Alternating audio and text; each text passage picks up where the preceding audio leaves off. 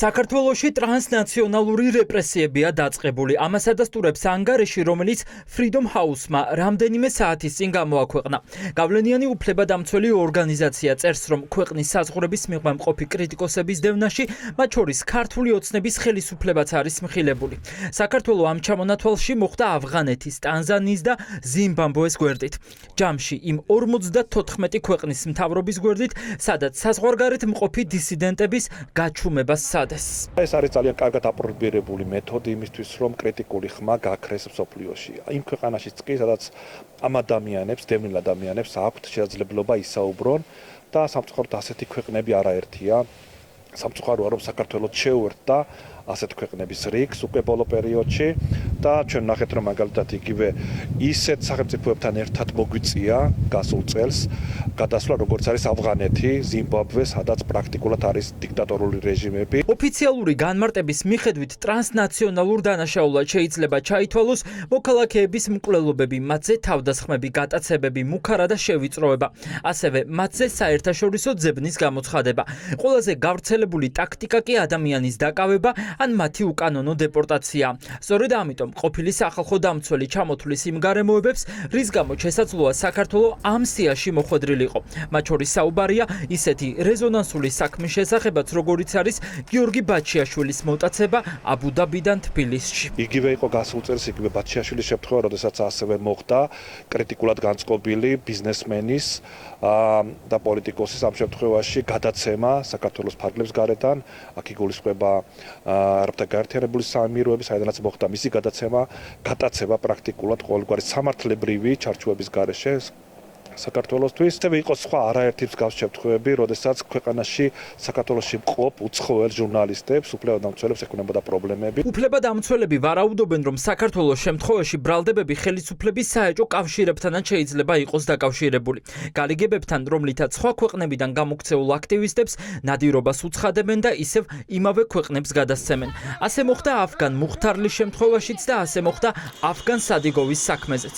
ალიევის ხელისუფლების კრიტიკოს ჟურნალისტს თბილისში სასამართლო ღამით ჩაუნიშნეს და სტრასბურგის სასამართლოს გადაწყვეტილების მიუხედავად მისი დეპორტაციის განაჩენი გამოიტანეს.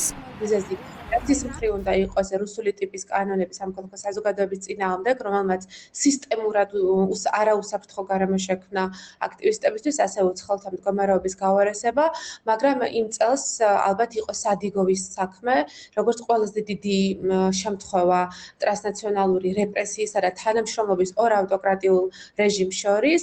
2025 წელს სადიგოვს არ დამართეს ის, რაც მათ ახლა დამართეს აპრილში, თუმცა მთელი ეს პროცედურები მიდიოდა ისე, რომ ჩვენი სამართლებრივმა სისტემამ პრაქტიკულად ვერ დაიცვა ეს ადამიანი. არსებობს უფრო მძიმე მაგალითებიც. უფლებადამცველთა ერთი ნაწილი გამოთქვამს მოსაზრებას, რომ საქართველო ამ სიაში ეგრეთ წოდებული კოლ-ცენტრების სკანდალის გამო შეიძლება იყოს. უცხოელი პენსიონერების ძარცვაც საერთაშორისო დანაშაულია და არსებობს არაერთი ბრალდება და ეჭვიც ამ დანაშაულის სავარაუდო მფარველობის შესახებ. ჰელსინკის კომისიას კიდევ უფრო შორსმემავალი ძალიან მძიმე ბრალდებები ჰქონდა, სადაც მოქმედი ხელისუფლება დაადანაშაულა კავშირში კოლ-ცენტრების დანაშაულთან. ეს იმ მასშტაბის დანაშაულია, რომელიც სხვადასხვა ქვეყნის მოქალაქეების მიმართ სისხლის სამართლის დანაშაულს, ქონებრივი მითვისების, თაღლითური სქემების და დიდი კორპორაციული ტრანსნაციონალური სისტემის დანაშაულის შემადგენლობას მოიცა. Freedom House-ი ტრანსნაციონალური რეპრესიების მთავარ გამტარად რუსეთს, ჩინეთს და ვიეტნამს ასახელებს. ანუ ყველაზე მრავლად სწორედ ამ ქვეყნებში ფიქსირდება ქვეყნიდან იძულებით გაქცეული დისიდენტების წინააღმდეგ შურისძიება. ოპოზიცია ამბობს, რომ ქართული ოცნების ხელისუფლება სწორედ რუსული პრაქტიკით მოქმედებს. დემოკრატიის ხარისხის მიმართ გაჩენილი კითხვების პირობებში ქვეყნიდან გაქცეულ კრიტიკოსებს აკრძალული მეთოდებით უცხადებენ ბრძოლას. აი ეს არის ის ხუცური მონაპოვარი, რომელიც ერთ დროს რეფორმების გატარებით ცნობილ სახელმწიფოს, რომელმაც შეძლო და 10 წლების თავზე მოიპოვა ევროპული კავშირის წევრობის კანდიდატის სტატუსი, ახლა განათავსებს აი ამ სახელმწიფოების გვერდით. ოფიციალურად და ღიად ჩამოქცეული სახელმწიფოების გვერდით. შეგვიძლია ასევე ვივარაუდოთ, რომ ამ სქემაში ასევე ჩართულია საქართველოს საელჩოები. მნიშვნელოვანია, რომ ამ ტაქტიკის მოწინავე გამომყენებელი ქვეყანა, ასე ვთქვათ, არის რუსეთი.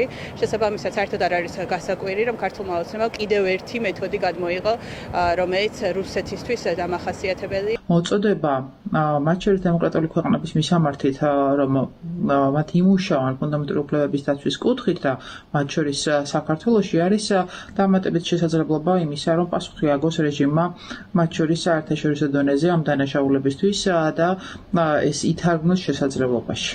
Freedom House-მა 2025 წლის განმავლობაში ფიზიკური, პირდაპირი, ტრანსნაციონალური რეპრესიების 126 ახალი შემთხვევა დააფიქსირა. ამ მონაცემის გამოქვეყნების შემდეგ კი ორგანიზაციის მონაცემთა ბაზაში არსებული შემთხვევების საერთო რაოდენობამ 1375-ს მიაღწია.